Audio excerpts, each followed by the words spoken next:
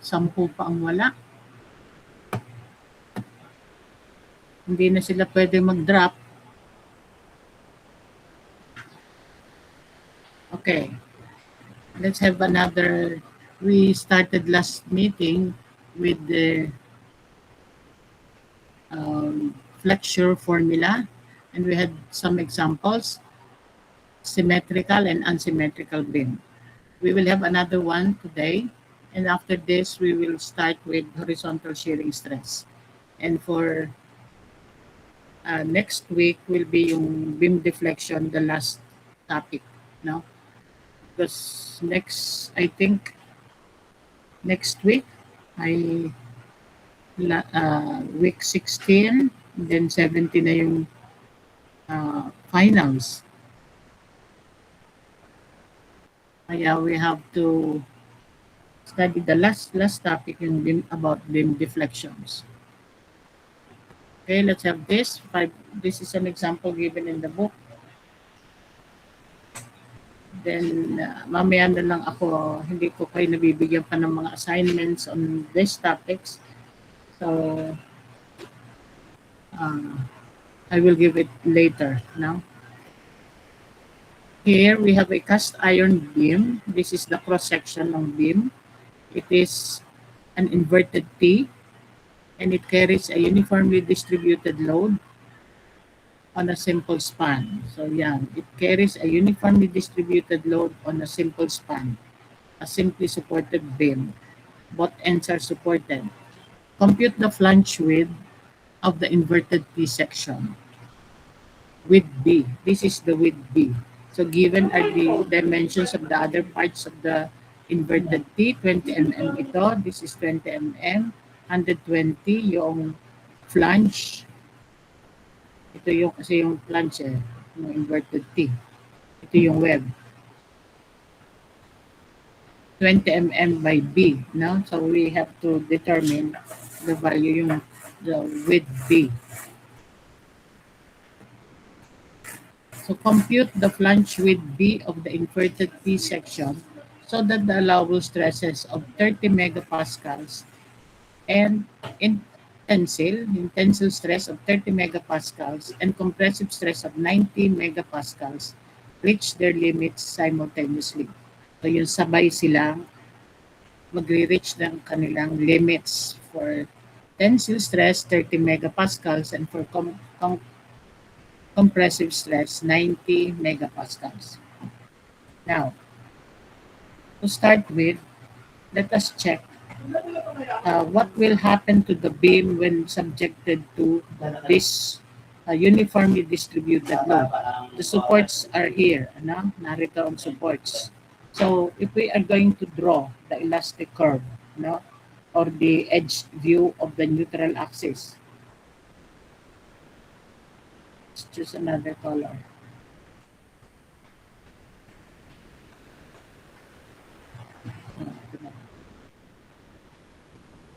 If we will draw the elastic curve,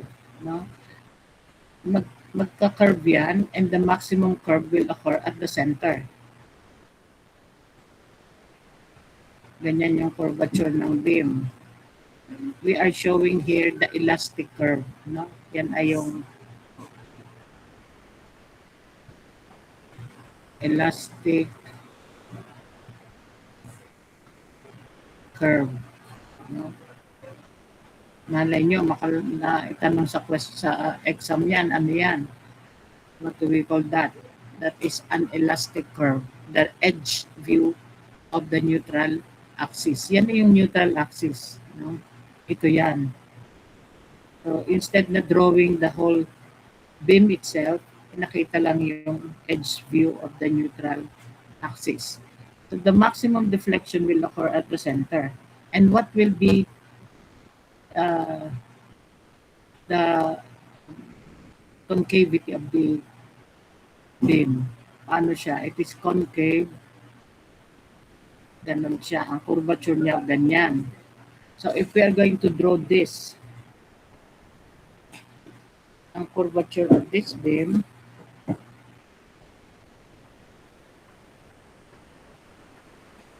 yan.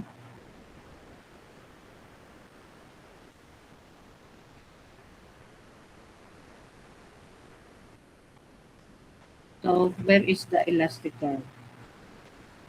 Naririto ang elastic curve. Wherein the exact location is not yet known. Hindi pa natin alam yung location of the neutral axis. So here, at this point, dito for sure, kung i-drawing natin ang ating shear and moment diagrams, ito ang ating ang shear diagram natin ay will be this one, ito kapag ganon.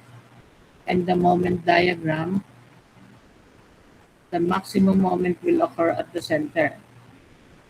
Yan, the maximum moment. At the point of zero shear, maximum ang moment. It occurs at the center. Diyan daw, ang allowable stresses will reach their limits simultaneously. This is very important. Important yung condition na yan. They will reach their limits simultaneously. So, mag-occur yung maximum compressive stress dyan sa taas, the maximum tensile stress,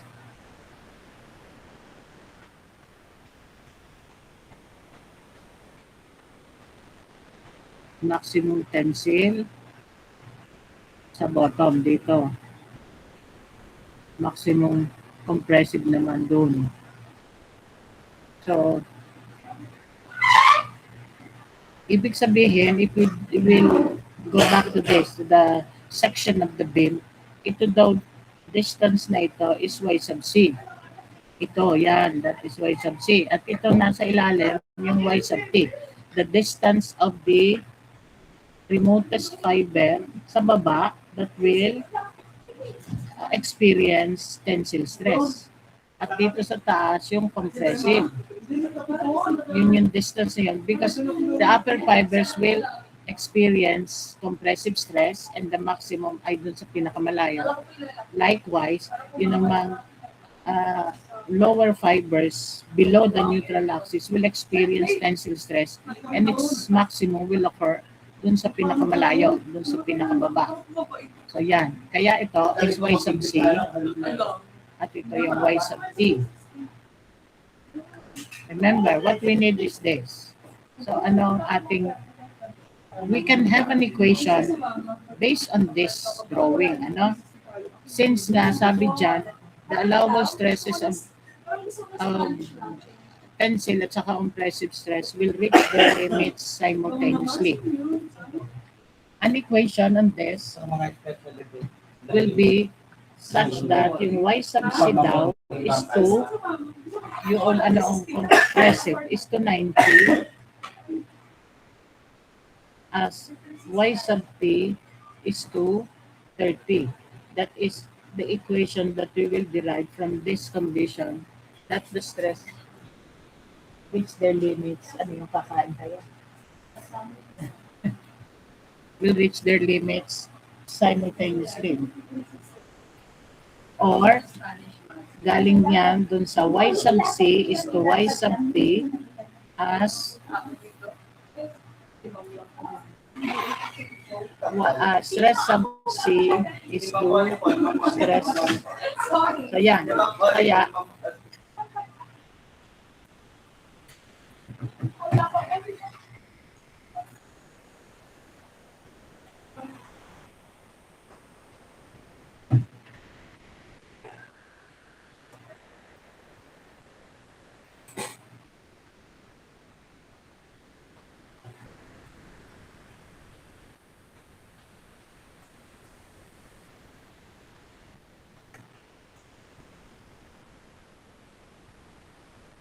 y sub c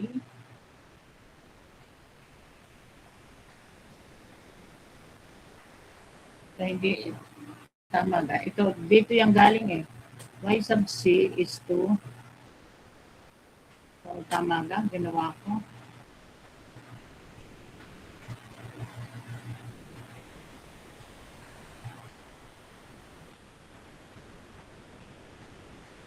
Tama naman. Pagka cross multiplication,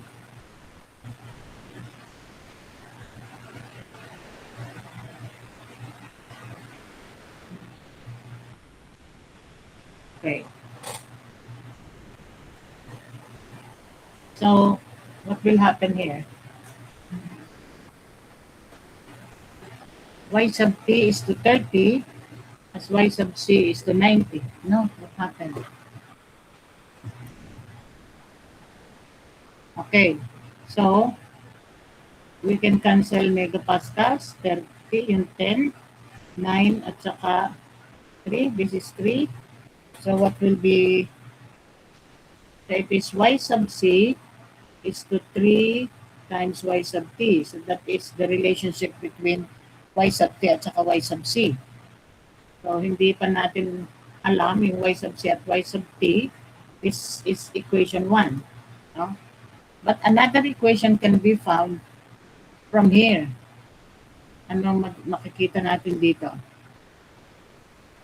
Dito, yung condition that they will reach their limit simultaneously. Yan yun, y sub c is to 90 as y sub t is to 30. So we were able to come up with this equation. Then from here, from this drawing, the total height nito is 120 plus 20.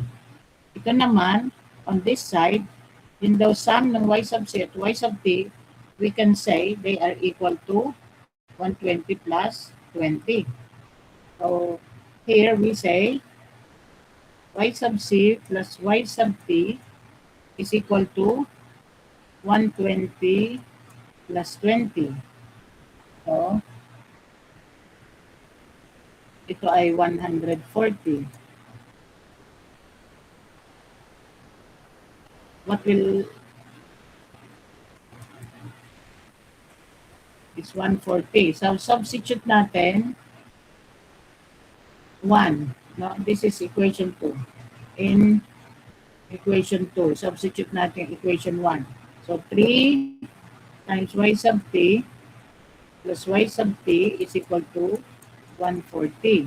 So y sub t is 140 over 4 dahil 3y plus 1. So y sub t is, ano ang ating y sub t? 140 over 4 is compute.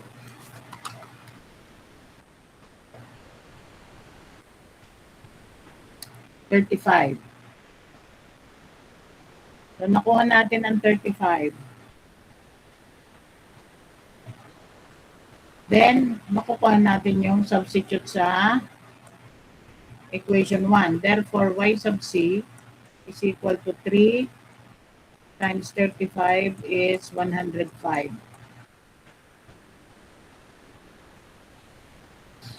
Okay. Remember, ang ating hinahanap ay yung b. Kung nalaman na natin yung value ng y sub c at y sub t, ano naman ang sunod natin kukunin? Ito na yung b.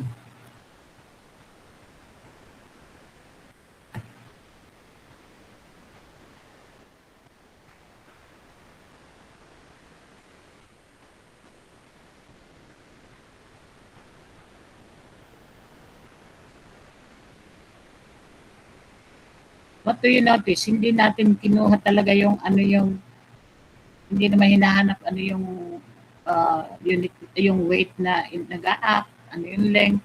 Ang atin lang, what is important here is yung curvature of the beam at the point of maximum moment. Hindi naman natin malalaman yan if we do not know that the maximum moment will occur at the center and also the curvature of the beam at the point of maximum moment. Pagka ganyan daw, diga, we all know that pag ganyan, it is a positive moment. The upper fibers are subjected to compression, lower fibers to tension. So, now, what we need is B. So, ano ang ating gagawin? We know the area. We can divide this into two areas. This is area 1. And we're talking about the beam section. This is area 1 and this is area 2. Alam natin ang center of gravity. Malakihin nga natin yan.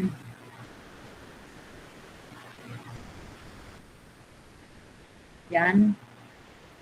Nasaan ang center of gravity nito? Ito, narito yung center of gravity ng area 2. Ang area 1 ay, siguro i-drawing natin dito sa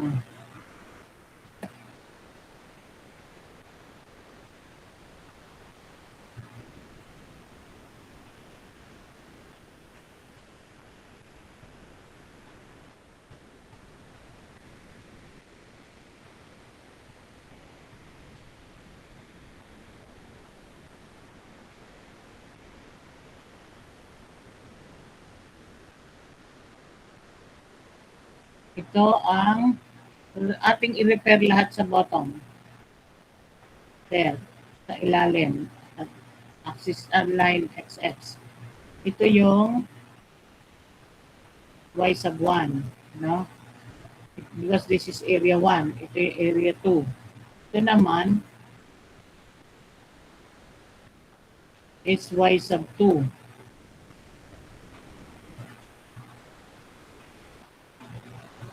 Okay, ito ay B. This is 20. Ito ay 120 by 20.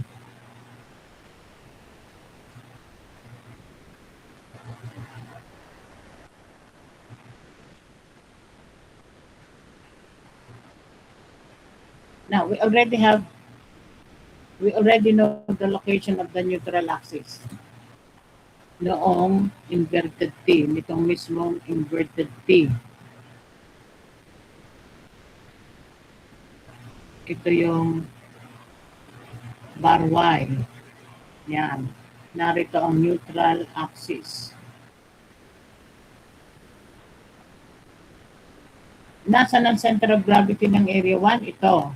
Center of gravity ng 1. Ito yung CG ng 2. Hindi nag-coincide yung neutral axis sa center of gravity of each ng area 1 and area 2. Meron tayong tinatawag na transfer distance. No? Ito yung transfer distance noong area 1. Ating i-drawing dito.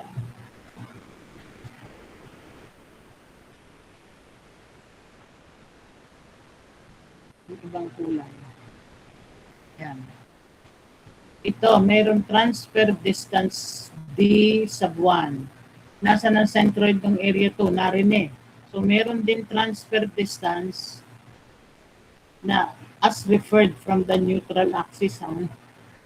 This is D sub 2.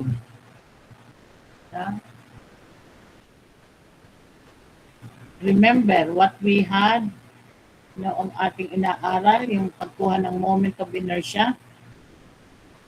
Ang ating moment of inertia nitong inverted T section in getting the moment of inertia daw ng inverted T section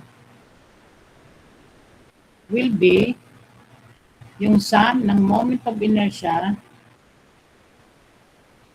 nung 1 at saka nung moment of inertia nung area 2. But how do we get the moment of inertia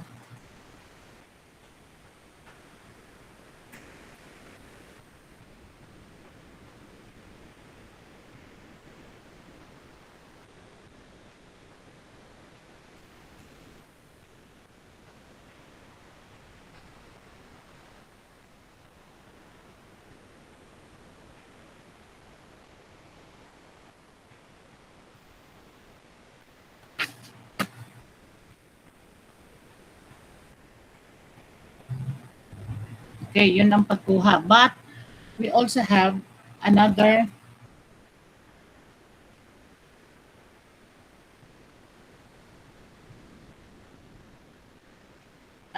ito yun sa moment of inertia.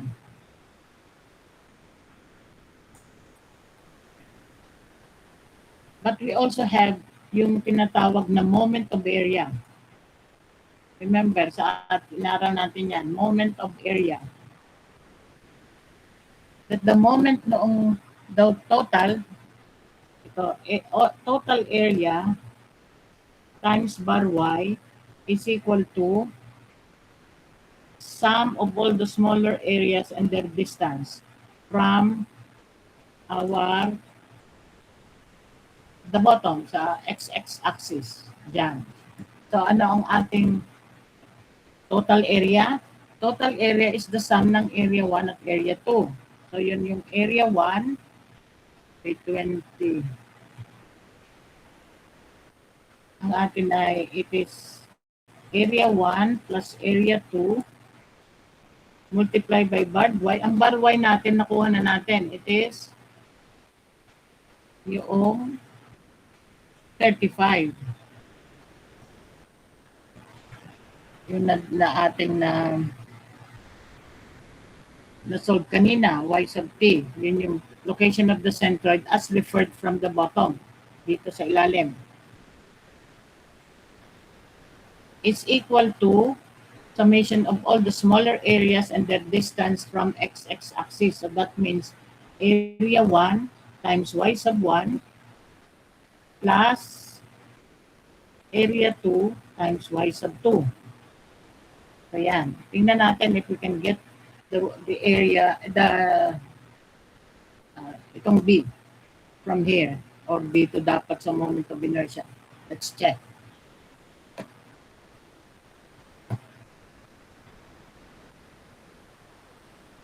Ang area 1 natin is 20 by 120. That's area 1. 20 by 120. Plus area 2 is 20 times B. Times 35 is equal to area 1 is 20 by 120 by y sub 1 is, do we have y sub 1? Ang y sub 1 natin, dito natin lagay. Y sub 1 from here, ang y sub 1 natin is kalahati ng 120. Tama nga. Kalahati ng 120 which is 60 plus 20. Galing kalahati nun plus 20 pa. 60 plus 20 is 80. And y sub 2 ay kalahati ng 20. That, ang reference natin yung bottom sa ilalim is 20 divided by 2. 10 lamang, 10. Tama nga. Okay? So yon 120 by 120 times y sub 1 which is 80 plus area 2. Ang area 2 naman natin ay 20B. Yun na yung area times 10. Distance.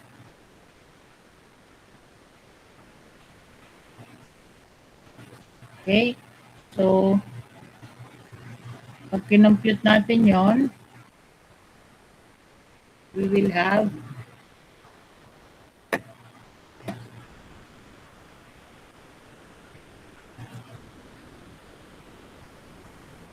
yung, if you compute 2004 times 35, 84,000 plus 700B is equal to 192,000 plus ito ay 200B. Pagsasamahin natin yung B, 700 minus 200, magiging 500B.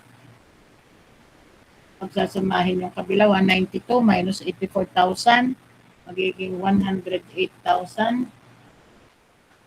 And B is 108 divided by 500. 108,000 divided by 500 is 216. Yun yung width ng beam. So, nakuha na natin din by moment of area, hindi sa moment of inertia. Although makukuha din natin yan sa moment of inertia. But it is simple dito sa moment of area.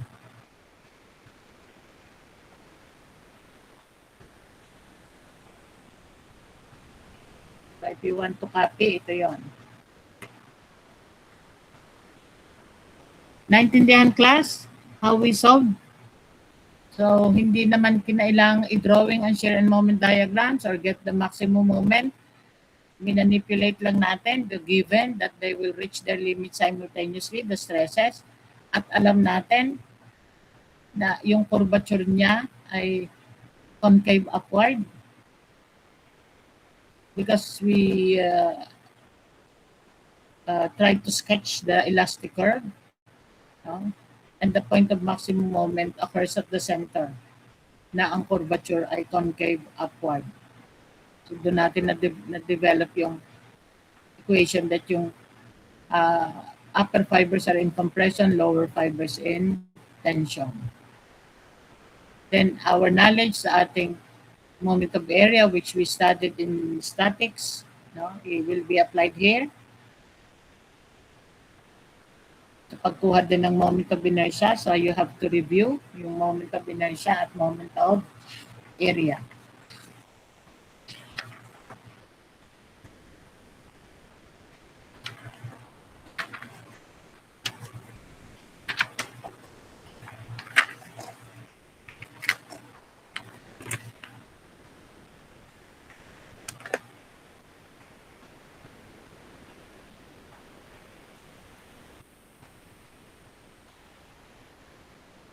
I'll give you 5 minutes to copy.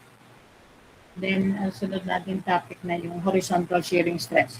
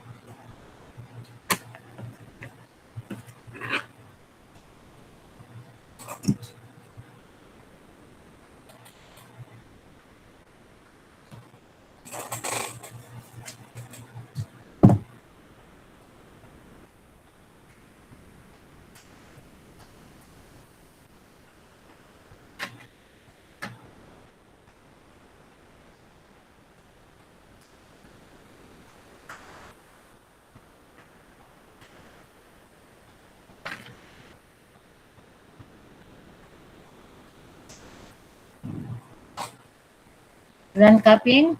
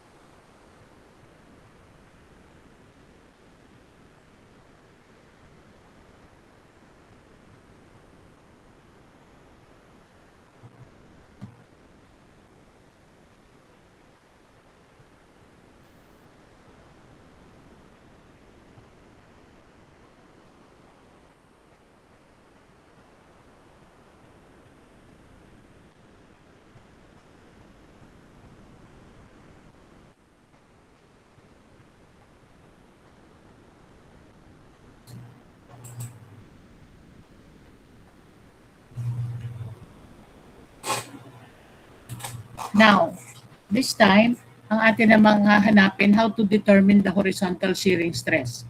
Yung doon natin gagamitin yung makikita ngayon natin yung relevance of the shear diagram. Ano?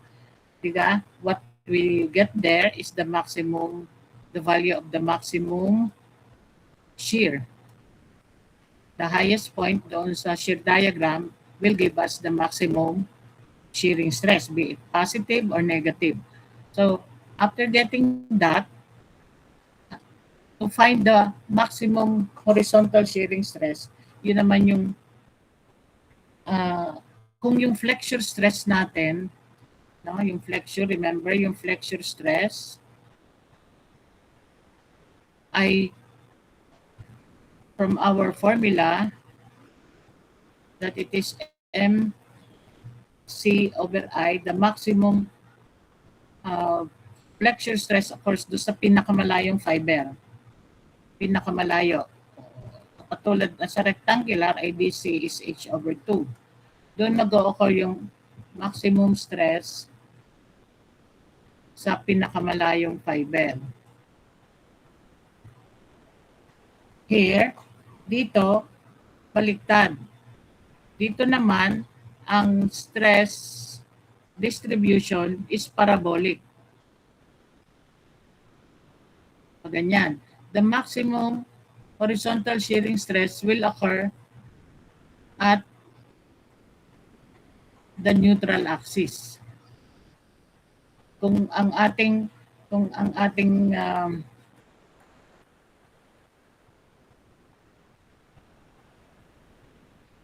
kung i-drawing natin ang ating stress, flexure stress, diba kapag ganyan, kung ang upper fibers are in tension, baliktad, halimbawa kapag ganyan ang curvature. Ganyan. So, the upper fibers are in tension, the lower fibers in compression. Array tensile, array compressive.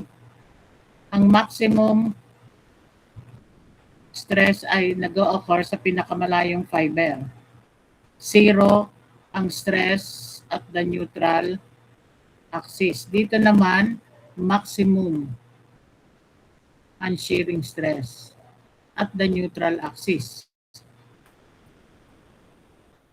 Yan. Ganyan naman yung distribution. At here, at any fiber, halimbawa, gusto natin kunin yung stress in a fiber 20 millimeters from the top. Halimbawa, ito. Halimbawa yun, 20 millimeters daw from the top. So, ang atin ngayon, ito kasi yung formula, hindi na natin i-derive. If we want to check the derivation, ay di doon sa on page 161, no? Napakahaba ng derivation. Ito yung formula that we use. The general formula for horizontal shearing stress is VQ over IB. Yan. Where in Q, or ito, where this is the symbol for the horizontal shearing stress. V is the vertical shear. Yan yung makukuha natin sa shear diagram.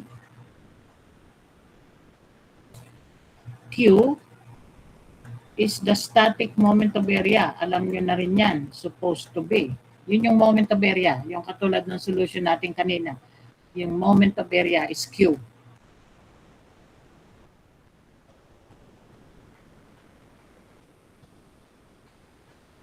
I is the moment of inertia of the cross-section. And B is the width of the beam, kung saan kinukuha yung stress.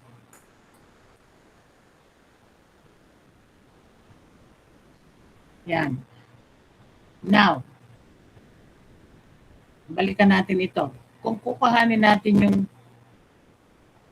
shearing stress dito sa area na ito, 20 millimeters from the top. What we need is the static moment of area nung area na nasa ibabaw niya. There. Ang reference pa rin ay sa neutral axis. So, hahanapin natin yung moment of area niya, and how do we get the moment of area? Kailangan natin yung location ng kanyang centroid and refer it from the neutral axis. Yan yung say y sub 1. Yan yun. Yun yung moment of area is A times y. Tapos yung kung if it is a width B of height h, makukuha natin ang moment of inertia niya. Kung rectangular siya, bh cubed over 12. So what do we notice here? Pagbaba nung ano, so ang by the way, yung width ng fiber, kung ano man yung width dito. Yan, kung anong width niya. Kung siya rectangular, ang width niya ay constant na B. Kung siya ay kung siya ay width B, ay rectangular naman siya. So throughout from top to bottom, ang width B will remain B. No? Why am I emphasizing that? Because there are times wherein ito yung ating section. Halimbawang siya ay inverted T section. So we have established the location of the neutral axis. Kukuhanin daw natin yung stress here at the neutral axis, yung horizontal shearing stress. So ang ating Q will be the area above the neutral axis. Yan yung area. So it involves ito, yung web nito, tsaka ito pa, the area above. So, yun yung static moment of area. Kailangan nating i-repair yung area nito, yung distance niyan. Meron pa ito. May distance din siya. Yun yung kukuhaning static moment of area. Now, yung width B na tinatawag is the width of the beam kung saan kinukuha yung horizontal shearing stress. Yung width B niya ay ito. Ito lang. Dahil yun ang kailangan natin. The width beam dun sa hinahanap natin ng stress. Dito natin hinahanap siya. Hinahanap natin ang stress here. Yun ang width na gagamitin. So kung saan man hinahanap. So dito, ang width din niya, kung ano yung width nito. Hindi ito. Hindi ito. Not this width. No? So, nakita nyo yung how we consider yung width ng beam, kung saan hinahanap yung stress. Kung dito, hinahanap natin the stress at the neutral axis, dito, sabihin sa gitna. What we need is the area nung above. Lahat ng yan, area above. Tapos ang kanyang B, ay since siya ay constant naman, yun pa rin yung B. Katulad na rin, ito naman yung B, no? Yan. So sana naintindihan nyo what I'm talking about. Kaya nga, paglapit sa neutral axis, paglaki ng stress. No? The maximum stress occurs at the center. Pag horizontal shearing stress ang pinag-uusapan. And it's parabolic. Parabolic yan. Because if we will derive the formula, daw, pag sa rectangular section, ito yung magiging final natin, V over 2I times H square over 4 minus Y square, which indicates that it is a parabolic. This is a parabolic equation. So yan yung that the distribution of the stress is parabolic. Ay sila ay nandun sa ano? Stirham. Hindi ka kasali na. Sanitary at saka CE. Hindi ko. Bantay ka dito. Okay. Kala ko kay required na pumunta lahat. Sila lang. Ano again, exit na, hindi pa exit. Mamaya pa ang exit. Okay. So, yan. So, we will have an example on this. So, yan nga, ang distribution niya is parabolic. As we go nearer the neutral axis, nalaki. Baliktad sa flexure stress. Ito is sa flexure.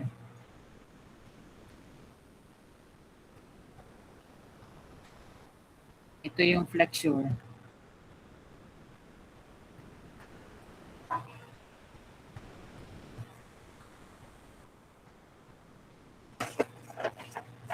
Then, ang ating magiging final ano dito ay magde-design kayo for flexure and shear. Magkasama na. Yun ang magiging final exam natin. So, it is a culminating activity. The drawing ng shear and moment diagrams. Find the maximum shear, maximum moment. Then find the maximum flexure and maximum horizontal shearing stress. Kung symmetrical lang beam, madali. Medyo complicated if it is an unsymmetrical beam section.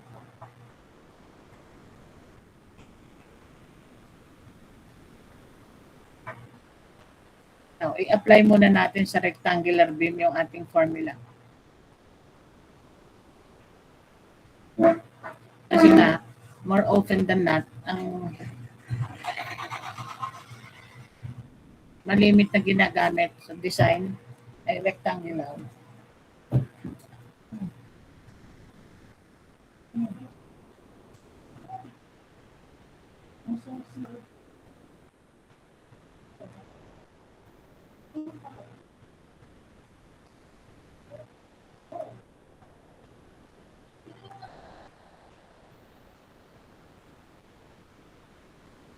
Sa rectangular beam nga, so B times H, yung area niya. So ating ito can also be V. Ang Q natin kasi is A prime times bar Y over I B. Yan. Now, yung ng maximum, sabi natin, the maximum shearing stress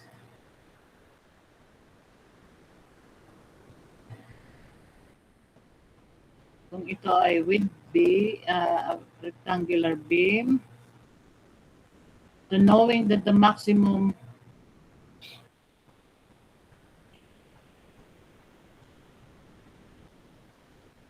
shearing stress will occur at the center, yan.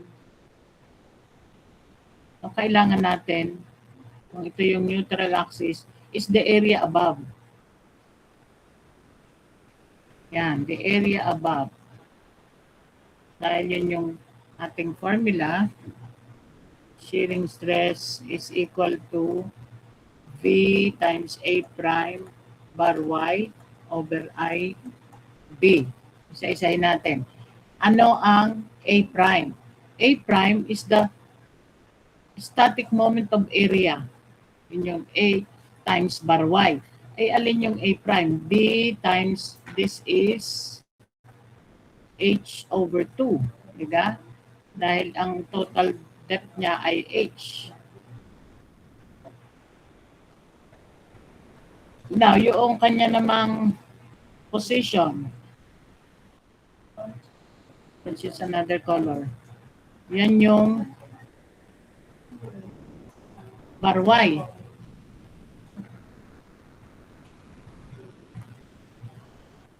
So, ang ating A prime is B times H over 2. Tama? B, kalahati lang eh. H over 2. Now, yung bar Y naman, ang bar Y is kalahati pa nung H over 2. Diba? Is 1/2 nung H over 2. Dahil yun, naroon from here hanggang doon. Ay H over 2 ang kalahati. So this is H over 4. Ang I Moment of inertia of a rectangular section is BH cubed over 12. Yan, substitute natin dito sa formula. Ang V is maximum. Ang A prime ay B times H over 2.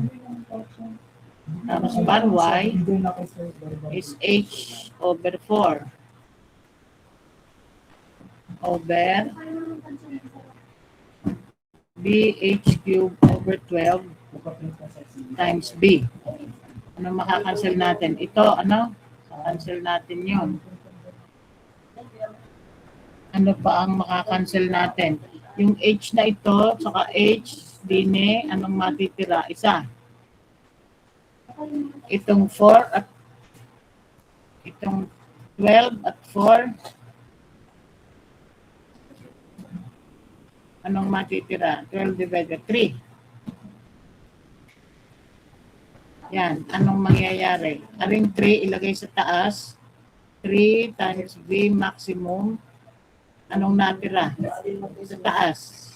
Yung 2 mapapunta sa ilalim. Over 2 times B, may natirang B, may natirang H. Tama. Itong 3 na ere, napapunta na sa taas. 3V over 2BH. But, B times H is area. Diba? Area ng rectangle. Therefore, our maximum flexure stress, shearing stress is 3 times B maximum over 2A. Applicable lang siya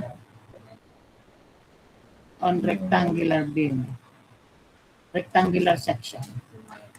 Hindi, ang general formula ay ito, VQ over IB or V times A prime bar Y over IB. But for a rectangular beam, ito ang gagamitin natin.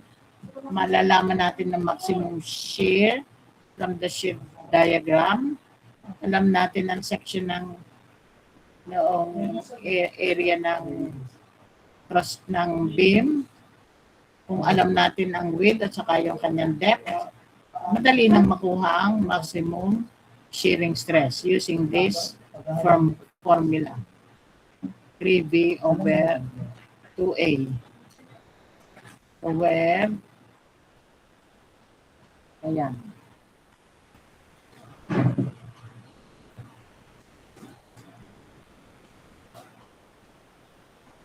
Maximum shearing stress.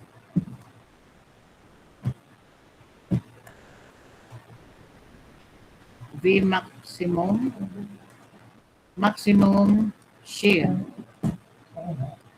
Kan kinukuha sa shear diagram. Area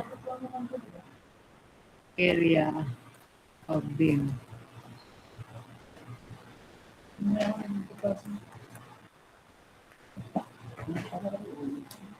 By simply getting the maximum shear, alam natin ang section ng beam, makukuha ang area, makukuha agad natin ang maximum shearing stress develop. Pero pagka at a fiber, at certain point within the beam, gagamitin natin is the general formula.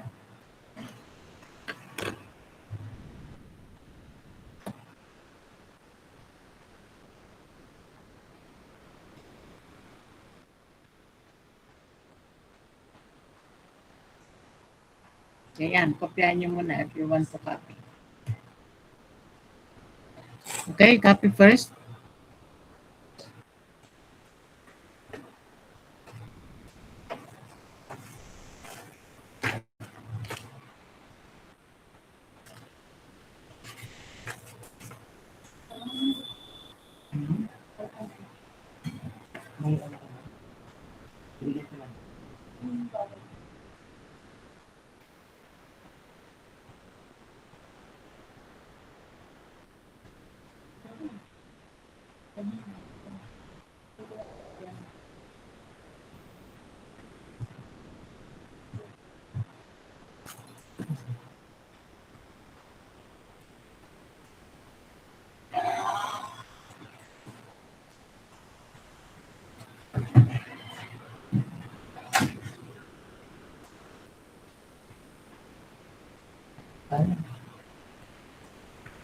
Saan kaya?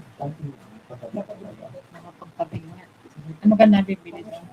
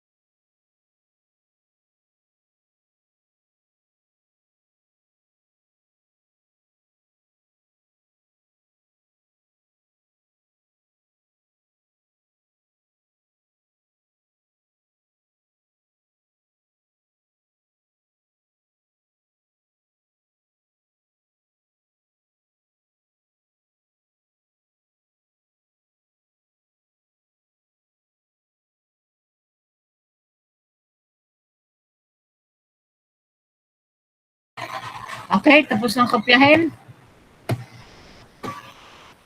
Kayo kay Narian. Okay, sige. Parang si Yara lang ang nandiyan. I don't see other reactions. Yun, biglang ang dami. Okay. Thank you.